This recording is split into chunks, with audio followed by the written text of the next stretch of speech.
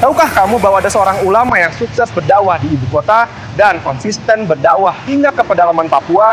Siapakah beliau dan seperti apa metode dakwahnya? Mari kita bahas. Beliau adalah Sayyidil Habib Munzir bin Fuad Al-Musawa. Beliau lahir di Cipanas pada hari Jumat tanggal 19 Muharram 1393 Hijriah atau bertepatan pada 23 Februari 1973 Masehi.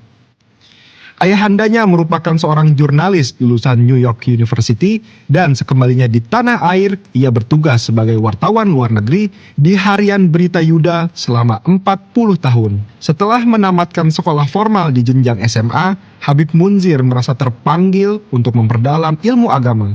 Hingga ia memutuskan untuk memperdalam ilmu syariat di Ma'had As-Saqafah Bukit Duri, asuhan Habib Abdurrahman bin Ahmad Assegaf, dan Ma'had Al-Khairat Bekasi, asuhan Habib Nagib bin Syekh Abu Bakar. Di Ma'had Al-Khairat Bekasi inilah namanya dicatat dalam daftar santri pertama Darul Mustafa. Disinilah tempat yang menjadi saksi masuknya Habib Munzir di daftar nama-nama santri yang dibawa Habib Umar kala itu. Dan apakah perjalanan kehidupan Habib Munzir semulus itu? Dan apakah kehidupannya tak banyak permasalahan yang harus beliau hadapi? Setiap orang pasti memiliki permasalahan kehidupan mereka. Begitu pula Habib Munzir Al-Musawa. Orang hanya melihat pencapaian beliau tanpa melihat proses dan perjuangan yang beliau hadapi di setiap fasenya. Di saat beliau menimba ilmu, perjuangan demi perjuangan dihadapinya. Permasalahan keluarga tak luput dihadapi beliau dengan penuh ketabahan, dengan harapan dan tekad yang kuat. Di usia remaja, Habib Munzir pernah dinasihati oleh sang ayah. Kau ini mau jadi apa? Jika mau agama, maka belajarlah dan tuntutlah ilmu sampai ke luar negeri. Jika ingin mendalami ilmu dunia, maka tuntutlah sampai ke luar negeri.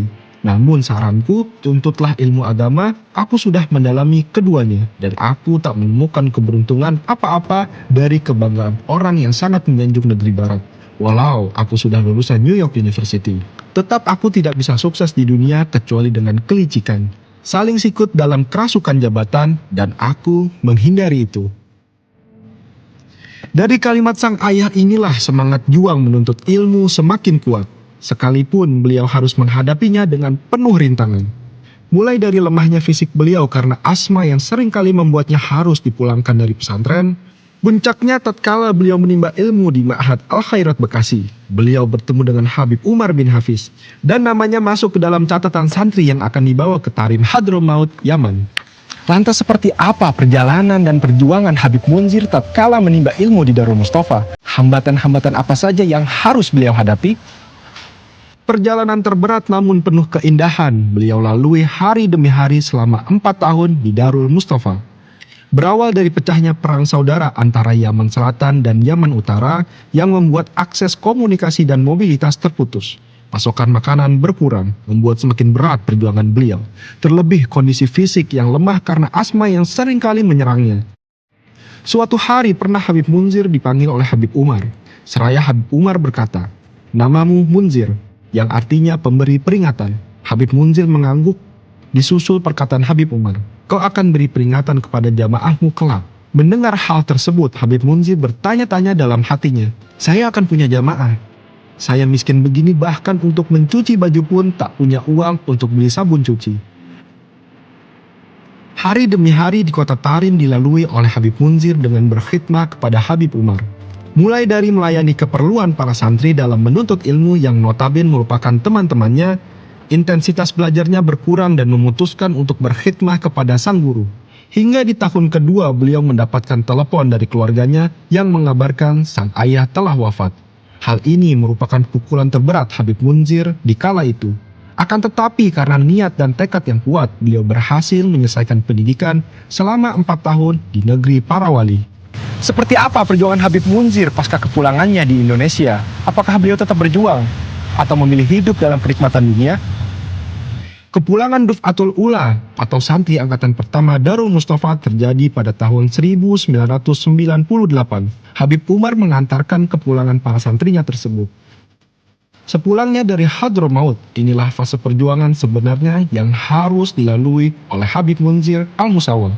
Mulai dari berkeliling dari rumah ke rumah, masjid ke masjid, hingga beliau memutuskan untuk memusatkan dakwahnya di Masjid Jami Al-Munawar Pancoran, Jakarta Selatan.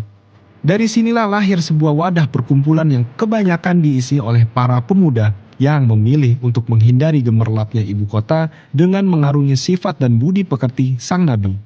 Hingga Habib Munzir Al-Musawa memberikan nama perkumpulan ini dengan nama Majelis Rasulullah Shallallahu Alaihi Wasallam. Saat itu jamaah Majelis Rasulullah hanya memenuhi seperempat ruangan Masjid Al-Munawwar. Lalu Habib Munzir berkata kepada jamaahnya kala itu yang bisa dihitung jari. Jamaah akan semakin banyak, nanti akan setengah masjid ini, lalu akan memenuhi masjid ini, lalu akan sampai keluar masjid insya Allah. Benar saja, perkataan Habib Munzir tersebut benar-benar terwujud. Di saat beliau masih hidup, jamaah Majelis Rasulullah SAW berjumlah jutaan jamaah yang tersebar di berbagai daerah.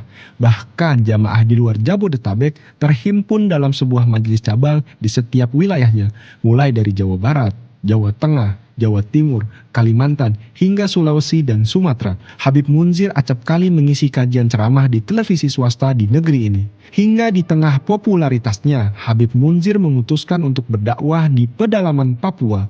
Perjalanan dakwahnya di bumi Papua beliau tanggung sendiri segala keperluan perjalanannya. Bahkan nominal yang beliau keluarkan terhitung besar jumlahnya.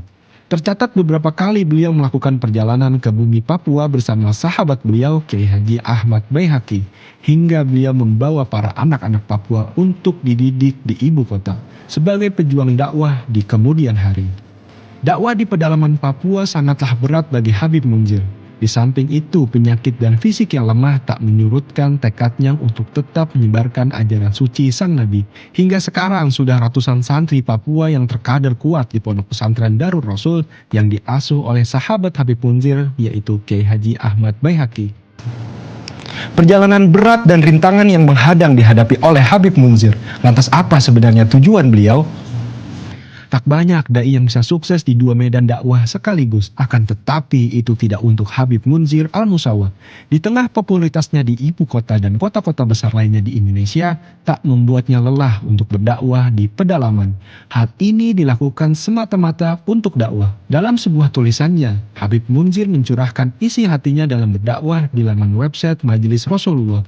Beliau menuliskan tentang apa sebenarnya tujuan beliau ini. Saya tidak mencampuri urusan politik dan selalu mengajarkan tujuan utama kita diciptakan adalah untuk beribadah kepada Allah Subhanahu wa Ta'ala. Bukan berarti harus duduk berzikir sehari penuh tanpa bekerja dan lain-lain, tapi justru mewarnai semua gerak-gerik kita dengan kehidupan yang nabawi. Kalau dia ahli politik, maka ia ahli politik yang nabawi. Kalau konglomerat, maka dia konglomerat yang nabawi. Pejabat yang nabawi, pedagang yang nabawi, petani yang nabawi. Betapa indahnya keadaan umat apabila seluruh lapisan masyarakat adalah terwarnai dengan kenabawian. Sehingga antara golongan miskin, golongan kaya, partai politik, pejabat pemerintahan terjalin persatuan dalam kenabawian. Inilah dakwah Nabi Muhammad yang hakiki. Masing-masing dengan kesibukannya, tapi hati mereka bergabung dengan satu kemuliaan. Inilah tujuan Nabi SAW diutus untuk membawa rahmat bagi sekian alam. Tekad dan juangnya menjadi suri tauladan bagi ribuan pejuang dakwah di bawah panji Sayyidina Muhammad. Hingga pada tahun 2013, Habib Munzir mengakhiri catatan perjuangan beliau dalam berdakwah. Beliau menghembuskan nafas terakhirnya di Rumah Sakit Cipto Mangunkusumo pada tanggal 10 Zulqa'dah 1434 Hijriah atau bertepatan pada tanggal 15 September 2013 Masehi. Dari kegigihan dan tekad dalam perjuangan dakwahnya, sang guru mulia Sayyidil Habib Umar bin Muhammad bin Salim bin Hafiz menyematkan gelar Sultanul Qulub, sang Raja Sanubari.